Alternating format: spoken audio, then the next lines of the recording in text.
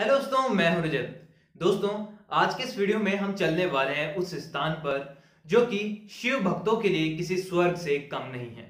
यहां तक कि अगर आप प्रकृति प्रेमी हैं या फिर इतिहास प्रेमी हैं तो भी आपके लिए वीडियो काफी ज्यादा इंटरेस्टिंग होने वाला है, क्योंकि आज के इस वीडियो में हम चलने वाले हैं मरुदेश्वर मंदिर में, जो कि कर्नाटक में स्थित है। दोस्तों, यहाँ पर जो शिव की मूर्ति है वह विश्व की दूसरे नंबर की सबसे बड़ी शिव की मूर्ति है।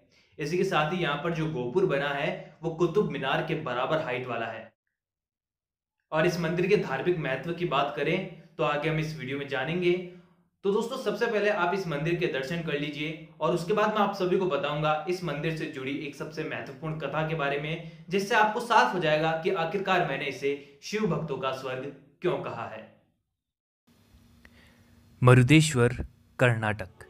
मरुदेश्वर में स्थित शिव मंदिर, जो कि अपने प्राकृतिक सौंदर्य से आपका मन मोह लेगा। समुद्र की चहचहाती लहरों की आवाज़, तीन तरफ समुद्र से घिरा यह मंदिर आज अपने प्राकृतिक सौंदर्य के लिए विश्व भर में जाना जाता है।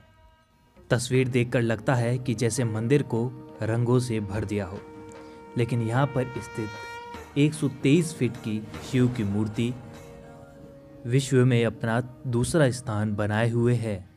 मंदिर में तराशी गई मूर्तियाँ, वहीं पे चित्र किसी भी कला प्रेमी का मन मोह लेगी। यह मंदिर भक्तजनों के साथ साथ कला प्रेमियों के लिए भी स्वर्ग से कम नहीं है। यहाँ पर स्थित गोपुर की ऊंचाई दिल्ली में स्थित कुतुब मीनार के बराबर है। कई स्थानों पर इसे कुतुब मीनार से भी ऊंचा बताया जाता है, तो कहीं पर कुछ इंच छोटा, क्योंकि इसके आधार को लेकर ऊंचाई का अनुमान थोड़ा सा भिन्न भिन्न पाया जाता है। हालांकि यहाँ पर स्थित जो गोपुर है वह विश्व के सबसे ऊंचे गोपुरों में शामिल किया जाता है, जिसकी ऊंचाई 20 मंजिला है। 237 फीट इसकी कुल ऊंचाई है। आधार को मिलाकर इसकी ऊंचाई के अनुमान कुछ भिन्न पाए जाते हैं, जो कि कहीं पर कुतुब मीनार से ऊंचाई से बताया जाता है, कहीं जगह पर कुतुब मीनार से 1 मीटर कम इसे बताया जाता है। हालांकि प्राकृतिक सौंदर्य की बात करें तो ये कुतुब मीनार से कम नहीं है। यहाँ स्थित गोपुर का निर्माण स्थानीय व्यापारी RN शेट्टी द्वारा ही करवाया गया है।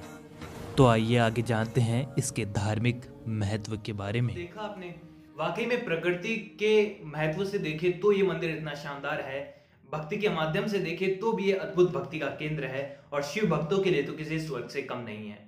अब दोस्तों, बताता हूं कि आखिरकार क्यों यहाँ पर भगवान शिव की इतनी बड़ी मूर्ति बनाई गई है और आखिरकार इसके पीछे का रहस्य क्या है।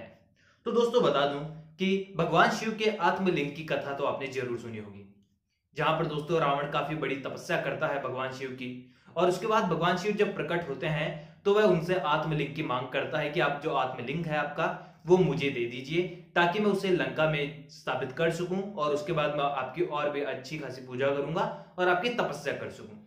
लेकिन दोस्तों, भगवान शिव तो प्रसन्न होकर उन्हें ये वरदान दे देते हैं कि तुम लिंग ले जाओ। लेकिन दोस्तों, जब ये बात भगवान विष्णु को पता चलती है तो वह समझ जाते हैं कि अगर आत्मलिंग जैसी शक्ति जो है वह अगर रावण को हाथ लग जाती है, यानी वह लंका चली जाती है, तो रावण को रोक पाना या फिर उन्हें हरा पाना किसी के भी काबू में नहीं होगा। तो ऐसे में वह जाकर भगवान गणेश से मिलते हैं। जब रावण उस लिंग को लेकर जंगल मार्ग से निकलता है तो उसे याद आता है कि भगवान शिव ने उन्हें कहा था कि कुछ भी हो जाए पर इस लिंग को जमीन पर मत रखना, कहीं पर भी जहां पर तुम्हें इसे स्थापित करना है वहीं पर तुम इसे रखना, क्योंकि अगर एक बार आपने इस लिंग को रख दिया रावण, तो ये फिर से नहीं उठने वाला। तो ऐसे में दोस्तों, रावण पूरे समय ये सोचता हुआ चलता है कि इस लिंग को कहीं पर भी नहीं रखना है, अब मैं सीधे उसे उसी स्थान पर रखूंगा जहां पर लंका में मुझे इसे स्थापित करना है। लेकिन दोस्तों, ऐसा कहा जाता है कि वरुण देव यानी भगवान विष्णु का चक्र उस समय चलता है, उनकी बुद्धि दौड़ती है और वह एक योजना बनाते हैं और एक साधु का वेश धारण कर लेते हैं। और जब वह रावण को देखते हैं कि रावण जंगल के मार्ग से ले जा रहा है, तो विष्णु जी अपनी शक्ति का प्रयोग करते हैं और वन मार्ग में चलते हुए रावण का जो पेट होता है उसमें भारी दर्द होने लग जाता है। तो ऐसे में रावण आसपास देखता है कि उसके आसपास कोई है या फिर नहीं, तो वह विष्णु जी जो कि साधु के वेश में थे उन्हें वह शिवलिंग पकड़ा देता है और कहता है कि मैं क्षण भर में वापस आता हूं, जब तक आप इसे हाथ में रखिए पर इसे नीचे मत रखिएगा। तो ऐसे में जो विष्णु जी के हाथ में शिवलिंग रख जाता है तो विष्णु जी उसे वहीं पर रख देते हैं और उसके बाद जब रावण फिर से आता है वहां पर और देखता है कि शिवलिंग जमीन पर है, तो वह ढेरों प्रयास करता है उसे वहां से उठाने की, पर वह लिंग नहीं उठ पाता है। अब दोस्तों इससे जुड़ी दो और कथाएं आकर यहाँ पर जुड़ती है, जिसमें ऐसा बताया जाता है कि जब रावण भरकस प्रयास करता है उस लिंग को उठाने का, तो वह लिंग नहीं उठता है और वह सीधे पाताल में चले जाता है। और वहीं पे दूसरी कथाओं में कुछ ऐसा कहा जाता है कि जब रावण उस पर अपनी शक्ति प्रयोग करता है, जो कि भगवान शिव ने उसे वरदान स्वरूप दी थी, तो वह लिंग थोड़ा सा खंडित हो जाता है और उसका जो टुकड़ा होता है वह मरुदेश्वर कर्नाटक जो मंदिर स्थापित किया है वहां पर आकर गिर जाता है और शिव का महत्व वहां पर बरकरार रहता है।